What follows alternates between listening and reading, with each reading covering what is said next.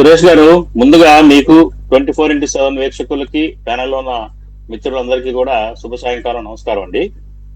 ముందుగా కారుమూరి నాగేశ్వరరావు గారు అరెస్ట్ వెనక ఒక బీసీ కార్డుని ప్రయోగించడం అనేది కరెక్ట్ కాదని దాన్ని ఖండిస్తా ఉన్నాను. కాంగ్రెస్ పార్టీ నుంచి కులం ఏదైనా కావచ్చు, మతం ఏదైనా కావచ్చు, తప్పు చేస్తే మరి చట్టం ప్రకారంగా శిక్ష పడాల్సిందే. వాళ్ళు అరెస్టులు చేయాల్సిందే. ఆ కోర్టు నిర్ధారిస్తాయి వాళ్ళు తప్పేంటి, ఏం చేశారు, వాళ్ళ పనిష్మెంట్స్ ఏం పడతాయి అని చెప్పేసి. కాబట్టి ఏంటంటే ఇక్కడ కులం ప్రస్తావన తీసుకురావడం అనేది అది కరెక్ట్ కాదు. రెండోది, జగన్మోహన్ రెడ్డి గారు అప్పుడు సీదిరి అప్పలరాజు కొడుకు యాక్సిడెంట్ చేసి ఒక గొర్రెల కాపరిని చంపినప్పుడు కూడా ఆయన అలాగే మాట్లాడారు. ఏమని? చనిపోయింది ఆఫ్టర్ ఆల్ పెద్ద ముసలోడు గొర్రెల కాపరి, పాప పిల్లోడు తెలియక ఏదో గుద్దాడు అన్నట్టు మాట్లాడారు. అట్లాగే ఇలాంటి మరి మరి ఆయన మెచ్యూరిటీతో మాట్లాడుతున్నాడు, మెచ్యూరిటీ లేక మాట్లాడుతున్నాడు. కానీ ఇలాంటి అనేక సందర్భాల్లో ఆయన అపరిపక్వతని చాటి చెప్పుకున్నారు జగన్మోహన్ రెడ్డి గారు. మరి ముఖ్యమంత్రిగా పనిచేసి రాజకీయంగా అనుభవం ఉన్న వ్యక్తి ఇవాళ 2 కోట్లే కదా, మిగిలితే 2 కోట్లైనా నేరమే, 50 లక్షలైనా నేరమే, 10 లక్షలైనా తప్పు చేస్తే అది అఫెన్సే. ఆ మాత్రం కూడా ఇంగిత జ్ఞానం లేకుండా ఈ మిగిలితే 2 కోట్లు మిగులుతాయి అన్నట్టు మాట్లాడుతున్నారంటే హాస్యాస్పదంగా ఉంది. ఏమన్నారో అర్థం కావట్లేదు. ఆయన జగన్మోహన్ రెడ్డి గారి నాలెడ్జికి మరి హెడ్స్ ఆఫ్. ఇకపోతే ఈ కేసు విషయానికి వస్తే దీన్ని 2 రకాలుగా, నాకు కొద్దిగా 2 నిమిషాలు టైం తీసుకుంటాను సురేష్ గారు, ఇఫ్ డోంట్ మైండ్. ఎందుకంటే ఈ కేసు 2 రకాల కేసులు అండి ఇవి. ఒకటి, కారుమూరి సునీల్ కుమార్ ఏదైతే సిగ్మా కంపెనీకి అధినేత, అట్లాగే ప్రసాద్ లాజిస్టిక్స్ కంపెనీకి కూడా ఆయన చెందిందే. కాకపోతే ఏంటంటే సుదర్శన్ కన్స్ట్రక్షన్స్ అనేది ఒక సబ్లెటింగ్ ఇచ్చిన సబ్ కాంట్రాక్టర్ కంపెనీ. ఏదైతే సిగ్మా కంపెనీ ఉందో, సిగ్మా కన్స్ట్రక్షన్ కంపెనీ ఉందో, ఆ కంపెనీకి ఈ ఏదైతే లిక్కర్ ఏపీఎస్బిసిఎల్ లిక్కర్ టెండర్ని బిడ్డింగ్ అవార్డ్ చేసింది ఆ కంపెనీకి. గతంలో 11 రూపాయలు అంటున్నారు, 11 రూపాయలు కాదండి, 19 రూపాయల పైచులుకుంది. పాత రేటు 19 రూపాయల 60 పైసలు అండి. కేసుకి కిలోమీటర్కి 19 రూపాయల 60 పైసలు గతంలో రేటుగా ఉండేది. దాన్ని వీళ్ళు 33 నుంచి 35 రూపాయల వరకు పెంచారు. వీళ్ళకి వచ్చిన బిడ్, సిగ్మా కంపెనీ ఒక అవార్డు చేసిన బిడ్ లో 33 రూపాయల నుంచి 35 రూపాయలకి వీళ్ళు బిడ్ ఇచ్చారు. ఎవరు ఇచ్చారండి? ఏపీఎస్బిసిఎల్ ఇచ్చింది. ఏపీఎస్బిసిఎల్ 35 రూపాయలకి కట్టబెట్టింది కేసుకి రవాణా చేయమని చెప్పి సిగ్మా కంపెనీకి. ఇది దీంట్లో కీలకమైన అంశం. ఇక్కడ నేనేం ప్రశ్నిస్తున్నానంటే, ఇవాళ కారుమూరి నాగేశ్వరరావు గారిని అరెస్ట్ చేయటం, కారుమూరి సునీల్ కుమార్ గారిని అంతకుముందు అరెస్ట్ అయ్యారు. కారుమూరి సునీల్ కుమార్ గారు మెయిన్ ఫ్రంట్ లైన్ బిడ్డరు. ఈ రవాణాకి సంబంధించి సిగ్మా కంపెనీ అధినేతగా అతను ఫ్రంట్ లైన్ బిడ్డర్ గా సునీల్ కుమార్ గారిని అక్కడ మ్యానిపులేట్ చేశారు అనే అభియోగం మీద, టెండర్ మ్యానిపులేట్ చేశారు, టెండర్ ఎక్స్టెన్షన్స్ కూడా రూల్స్ విరుద్ధంగా జరిగినాయి అనే కేసు మీద ఆయన్ని అరెస్ట్ చేశారు. ఇక్కడ కారుమూరి నాగేశ్వరరావు గారి మీద అభియోగం ఏంటంటే, ఆయన మంత్రిగా ఉండి ఏదైతే సబ్ కాంట్రాక్ట్ సుదర్శన్ కన్స్ట్రక్షన్స్ కి సబ్ కాంట్రాక్ట్ ఇవ్వటానికి ఈయన రాజకీయ ఇన్ఫ్లుయెన్స్ చేశాడు. దరిమిల 15 కోట్ల రూపాయలు ఆయన అకౌంట్ కి వచ్చింది అనేది కారుమూరి నాగేశ్వరరావు గారి మీద అభియోగం. ఈ అభియోగం కింద ఆయన ముందు యాంటిసిపేటరీ బెయిల్ కి అప్లై చేశాడు. ఆయన బెయిల్ తిరస్కారం జరిగింది హైకోర్టులో, తెలంగాణ హైకోర్టులో. కాబట్టి అరెస్ట్ అయ్యాడు. ఇది నేపథ్యం అండి. నేను ఇక్కడ నా ప్రశ్న ఒకటే, కారుమూరి నాగేశ్వరరావు గారి మీద పెట్టిన కేసు నిలబడదు. కారుమూరి నాగేశ్వరరావు గారి మీద పెట్టిన కేసు నిలబడదు. ఆయన అరెస్ట్ చేసినంత మాత్రాన ఆయన దోషి కాడు. ఎందుకంటే రాజకీయ ఇన్ఫ్లుయెన్స్ చేయడానికి డాక్యుమెంటల్ ప్రూఫ్లు ఏమీ ఉండవు. మౌఖిక ఆదేశాలు, మౌఖికంగా ఇచ్చే ఇన్స్ట్రక్షన్స్ బేస్ మీద జనరల్ గా రాజకీయ ఇన్ఫ్లుయెన్స్ ఉంటుంది. అది ఎక్కడైనా జరుగుతుంది, ఈ ప్రభుత్వంలోనే జరుగుతూ ఉంటుంది, గతంలో ప్రభుత్వంలో కూడా జరుగుతాయి. మౌఖిక ఆదేశాలు ద్వారా కొన్ని జరిగిపోతా ఉంటాయి ఆటోమేటిక్ గా పనులు. కాకపోతే ఇక్కడ ప్రధానమైన లింక్ ఏంటంటే, కారుమూరి సునీల్ కుమార్ కారుమూరి నాగేశ్వరరావు గారి కొడుకు అవటం, ఈ కాంట్రాక్ట్, ట్రాన్స్పోర్ట్ కాంట్రాక్ట్ అనేది సునీల్ కుమార్ గారి సిగ్మా కంపెనీకి ఇవ్వటం అనేది ఇక్కడ కీలకమైన అంశం. కాబట్టి ఏంటంటే ఈయన కొడుకు కంపెనీకి ఫేవర్ చేయటం కోసం ఈయన పొలిటికల్ ఇన్ఫ్లుయెన్స్ చేశాడు అనే అభియోగం మీద ఈయన అరెస్ట్ చేయడం జరిగింది. ఈయన ఏ ఆరోపణ అయితే చేసి అరెస్ట్ చేశారో ఆ ఆరోపణకు ఆధారాలు ఉండవు కాబట్టి ఆయన కేసు నిలబడదు. ఇది నా అబ్జర్వేషన్ సురేష్ గారు. ఇకపోతే కారుమూరి సునీల్ కుమార్ గారి అంశానికి వచ్చేస్తే ఇక్కడ ఆ కేసులో ఎవరు ప్రధాన దోషి? దోషి ఎవరండి?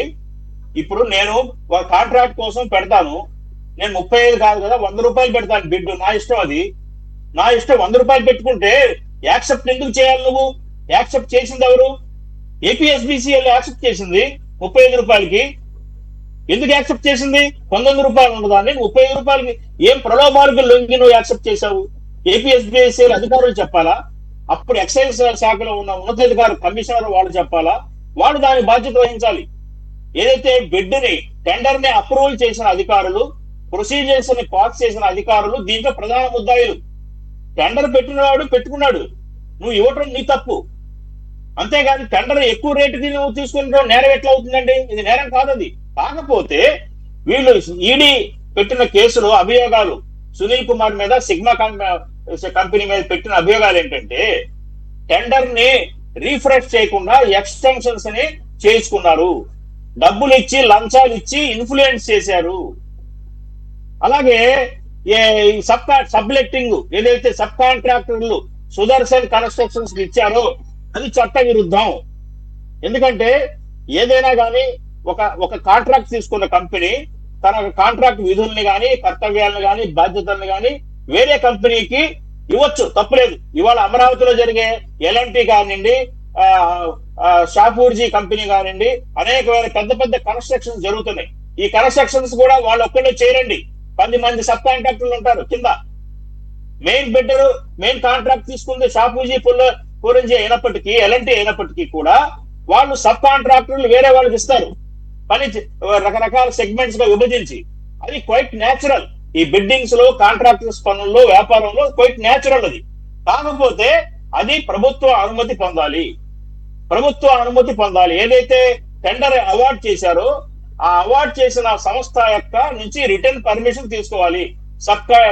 సబ్లెటింగ్ ఇస్తున్నాను, సబ్ కాంట్రాక్టర్లు నేను అనుమతించండి అని అభ్యర్థించాలి, వాళ్ళు ఇవ్వాలి. ఈ కేసులో మరి కారుమూరి సునీల్ కుమార్ గారు అభ్యర్థించాడా, వాళ్ళు ఇచ్చారా, ఇవ్వకుండానే బిడ్ అవార్డ్ చేశారా అన్నది పరిశీలించాల్సిన అంశం. ఏదైతే ఏపీఎస్బిసిఎల్ టెండర్ల యొక్క నిబంధనల్లో ఉన్న సెక్షన్ 13, సెక్షన్ 16 ప్రకారంగా సబ్ కాంట్రాక్టింగ్ ఇవ్వటం అనేది ప్రొహిబిటెడ్, ఇవ్వటానికి వీలు లేదు అని స్పష్టంగా ఉంది. సబ్ కాంట్రాక్టింగ్ కానివ్వండి, సబ్లెక్టింగ్ కానివ్వండి ఇవ్వటం అనేది అది ప్రయర్ పర్మిషన్ లేకుండా, ఏపీఎస్బిసిఎల్ ప్రయర్ పర్మిషన్ లేకుండా ఇవ్వకూడదు, ఇట్స్ ఏ ప్రొహిబిటెడ్ అని సెక్షన్ 13, ఆ చట్టంలోని సెక్షన్ 13, 16లో స్పష్టంగా పొందుపరిచారు. అయితే ఈ కారుమూరి సునీల్ పొందిన ఈ టెండర్ విషయంలో ఆయన అనుమతి పొందాడా లేదా, లేకపోతే వైలేషన్ చేశాడా, ఆ టెండర్ నిబంధన సెక్షన్ 13ని వైలేట్ చేసి ఇతను వెళ్ళిపోయాడా అనేది ఇక్కడ ప్రధానమైన అంశం. ఒకవేళ వైలేషన్ కనుక జరిగితే, సెక్షన్ 13ని వైలేట్ చేసి ధిక్కరించి వేరే ఇష్టం వచ్చినట్టుగా సబ్ కాంట్రాక్టర్లు ఇవ్వటం అనేది జరిగితే కనుక అది నేరం.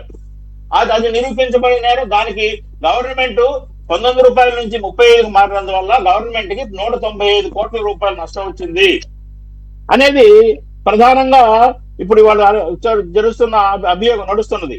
సో ఏంటంటే నేనేం చెప్తున్నానంటే, యాక్చువల్ గా ఇవాళ ఈ కేసులో ప్రధానంగా నేరస్తులు ఎవరైనా ఉన్నారు అంటే అది ఏపీఎస్బిసిఎల్ అధికారులు, ఆ సంబంధించిన శాఖ మంత్రి, వాళ్ళు నేరస్తులు దీంట్లో.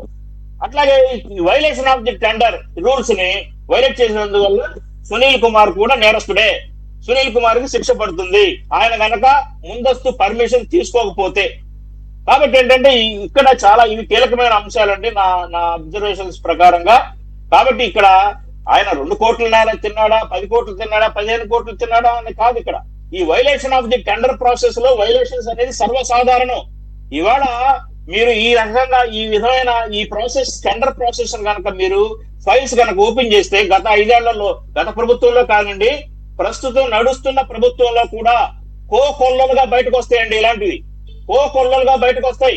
సబ్ కాంట్రాక్టింగ్ ఎవరైనా ఒక కాంట్రాక్టర్ కొన్ని కోట్లకు తీసుకోవటం, కింద సబ్ కాంట్రాక్టులు ఇవ్వటం, డబ్బులు మిగిల్చుకోవటం అనేది పరిపాటిగా వ్యాపారంలో మారుతున్న అంశాలు. కాకపోతే ఏంటంటే ఇక్కడ మరి కారుమూరి నాగేశ్వరరావు గారి మీద కానివ్వండి, కారుమూరి సునీల్ కుమార్ గారి మీద కానివ్వండి, ఈ కేసులు చాలా పెద్ద ఎత్తున ప్రాచుర్యంలోకి రావడానికి కారణం ఏంటంటే దీని నేపథ్యం లిక్కర్ కేసు. ఇది ప్రధానంగా రాష్ట్రంలోనే కాదు దేశంలోనే అతిపెద్ద లిక్కర్ స్కామ్ జరిగింది రాష్ట్రంలో. అది ప్రధానమైన కేసు. దాని ఇన్ఫ్లుయెన్స్ ఈ ట్రాన్స్పోర్ట్ కేసు మీద పడి ఇది కూడా ప్రాచుర్యం పొందింది. యాక్చువల్ గా ఏంటంటే ఈ కాంట్రాక్టర్లు సబ్ కాంట్రాక్టర్లు తీసుకోవటం, లారీల్ని ఇప్పుడు లారీలు ఉండవు వాళ్ళ దగ్గర. లారీలు ఒక వేరే లాజిస్టిక్ లో వేరే ట్రాన్స్పోర్టర్ కో లారీలు తీసుకుంటారు సబ్ కాంట్రాక్టర్. అరే బాబు నీ కిలోమీటర్ కి 19 రూపాయలు ఇస్తాను, 15 రూపాయలు ఇస్తాను, నువ్వు తీసుకెళ్లి రవాణా చేయి అని సబ్ కాంట్రాక్ట్ తీసుకోవడం అనేది సర్వసాధారణం. ఇక్కడ వైలేషన్స్ ప్రతి చోట జరుగుతూనే ఉంటాయి. ఈ రోజు మీరు కనుక చూస్తే ఇవాళ ప్రభుత్వంలో కూడా ఏ శాఖలో కూడా ఇలాంటి లాజిస్టిక్ అంశాల్లో సబ్ కాంట్రాక్టర్లు ఇవ్వడం అనేది సాధారణ అంశమే. జరుగుతాయి ఇవి కూడా ఒక్కొక్కరుగా మనం చూస్తే కనుక. కాబట్టి ఇక్కడ లిక్కర్ కేసుకి లింక్ అయి ఉన్న కేసు కాబట్టి దీనికి ప్రాధాన్యత పెరిగింది. అందుకని అందులో కారుమూరి నాగేశ్వరరావు గారు వైసీపీకి చెందిన మంత్రి కాబట్టి దీనికి ప్రాధాన్యత పెరిగింది. ఆయన అరెస్ట్ కి ప్రాధాన్యత పెరిగింది. ఆ కుటుంబానికి చెందిన ఆరోపణల మీద ప్రాధాన్యత పెరిగింది. అందువల్లే ఇది ఇలా జరిగింది తప్ప దీంట్లో ఈ 2 కేసుల్లో కూడా మహా పడితే ఒక 3 సంవత్సరాలు జైలు శిక్ష సునీల్ కుమార్ పడింది. ఇఫ్ ఇట్ ఈస్ ఈ వైలేటెడ్ ది రూల్స్. ఈయనైతే కారుమూరి నాగేశ్వరరావు గారు అయితే ఏమి శిక్ష పడదు, ఆయన కొద్ది రోజుల్లోనే బయటకు వచ్చేస్తాడు సార్. కాబట్టి దీన్ని పెద్దగా కారుమూరి నాగేశ్వరరావు నేరస్తుడనో లేకపోతే ఆయన దోచేశాడనో మనం చెప్పుకునే అవసరం లేదు అనేది నా ఉద్దేశం సురేష్ గారు. రైట్. ఇప్పుడు మీరు అన్నట్లుగా ఏంటంటే ఆయన డైరెక్ట్ ఇన్వాల్వ్మెంట్ని ప్రూవ్ చేయడానికి అవకాశం లేదు కాబట్టి ఆ రకంగా తప్పించుకోవాల్సిందే తప్ప ఆయన ఇన్వాల్వ్మెంట్ లేదని అయితే మనం చెప్పడానికి లేదు కదా. ఎందుకంటే స్వయంగా ఆయన కొడుకే దీంట్లో ఇన్వాల్వ్ అయ్యి ఉన్నాడు. మీరు అన్నట్లు అతని దగ్గర అతనికి సంబంధించి ఆధారాలు రాబట్టింది ఈడీ, అలాగే మనీ ట్రైల్ ఇవన్నీ కూడా బయటికి తీసింది. అందు గురించి మీరు అతనికి శిక్ష కూడా పడే అవకాశం ఉందని చెప్తున్నారు ఈ కేసు ఫెయిర్గా ముందుకు నడిస్తే గనక. కాబట్టి కారుమూరి నాగేశ్వరరావు గారు ఆధారాలు లేవు కాబట్టి ఆయన తప్పించుకోవచ్చు కానీ మోరల్ గా సురేష్ గారు ఈ రోజు వరకు నాగేశ్వరరావు గారి ఖాతాలోకి దీనికి సంబంధించిన డబ్బు ఖాతాలో పడినట్లు కూడా ఈడీ దగ్గర ప్రూఫ్ లేదు. ఆయన కొడుకు అకౌంట్ లో, భార్య అకౌంట్ లో, కోడలి అకౌంట్ లో డబ్బు పడినట్టు ఆధారాలు ఉన్నాయి. నేను అదే చెప్పేది ఆధారాలు కొడుకుకు సంబంధించి కోడలకు సంబంధించినవి ఉన్నాయి కాబట్టి వారు శిక్షార్హులు అవుతారని మీరు చెప్పారు. ఈయన ఏ విధంగా తప్పించుకోవచ్చు అంటే ఇన్ఫ్లుయెన్స్ చేశాడు, ఆ ఇన్ఫ్లుయెన్స్ చేసిన దానికి ఆధారాలు అంత ఈజీగా దొరకవు కాబట్టి రిటర్న్గా ఏముండవు, అన్నీ కూడా ఓరల్గానే ఉంటాయి కాబట్టి ఇన్స్ట్రక్షన్స్ బయటపడే అవకాశం ఉంటుందని. కానీ ప్రజల దృష్టిలో ఆయన ఇన్వాల్వ్మెంట్ ఉందనేది అందరికీ చిన్నపిల్లడిని అడిగినా కూడా చెప్తాడు. రెండోది ఈయన అప్పుడు మంత్రిగా ఉన్నప్పుడు సివిల్ సప్లైస్ మినిస్టర్గా ఉన్నప్పుడు అంటే ఆయన ఎవరైనా నాయకుడి గురించి ఈ స్థాయిలో డిబేట్ చేసుకున్నప్పుడు వారి కొన్ని ఆణిముత్యాలు కొన్ని ఉంటాయి, అవి కూడా గుర్తు చేసుకోవాలి. ఒకవేళ ఎవరైనా మర్చిపోయినా చూసి ఆనందపడతారు. రైతులు ఆయన దగ్గరికి వెళ్ళి కన్సర్న్ మినిస్టర్ కాబట్టి అయ్యా మాకు ఇప్పుడు ఎలాగైతే ఎంఎస్పీ మేబీ లోకేష్ గారు ఇవన్నీ దృష్టిలో పెట్టుకొని ఎంఎస్పీ అనేది తీసుకొచ్చినట్టున్నాడు. ఆయన మినిమం సపోర్ట్ ప్రైస్ బదులు మినిమం స్కామ్ ప్రైస్ అని పెట్టారు. ఈయన దగ్గరికి వెళ్ళి కనీస మద్దతు ధర కల్పించండి అయ్యా బాబు, లేదంటే కనుక ఇవన్నీ పంటలు వర్షాలు పడి కుళ్ళిపోయినాయి అని చెప్పేసి అంటే ఆయన రైతులను పట్టుకొని ఏమన్నాడు, ఎర్రి పప్పులారా ఆ మాత్రం తడిసిపోవా, వర్షాలు పడితే కుళ్ళిపోవా అని చెప్పేసి వాళ్ళని చులకన భావంతో మాట్లాడారని అప్పుడు పెద్ద వార్త అయింది. వాళ్ళంతా నొచ్చుకున్నారు. తర్వాత ఆయన ఎక్స్ప్లెనేషన్ ఏంటంటే ఎర్రిపప్ప అంటే బుజ్జి కన్నా అని మా సైడ్ మేము అలా అనుకుంటాము అని చెప్పేసి ఆయన ఏదో వివరణ ఇవ్వదలుచుకున్నాడు. బుజ్జి కన్నా అంటానికి ఏమన్నా రైతులు ఏమన్నా చిన్న పిల్లల బుజ్జి కన్నా అని చెప్పేసి వాళ్ళని బతమాలటండి. నువ్వు ఒక మినిస్టర్గా ఉన్నావు, నువ్వు ఏమన్నా చేస్తావా స్వామి అని చెప్పేసి అడిగితే ఇది వర్షాలు పడితే కుళ్ళిపోతాయి అన్న సంగతి అందరికీ తెలుసు, రైతులకి తెలియదా? ఈయన దగ్గరికి వెళ్ళి అడిగితే ఆయన ఇచ్చినటువంటి బిరుదులు అవన్నీ కూడా. కాబట్టి ఒక్కొక్కరికి కొన్ని కలికితురాయిలు ఉంటాయి. ఆ కలికితురాయిలను మనం ఈ సందర్భంగా గుర్తు చేసుకుంటా ఉంటే మనకు కూడా కాస్త రిఫ్రెష్మెంట్ ఉంటుంది చూసే వాళ్ళకి కూడా. రైట్. మరి ముఖ్యమైన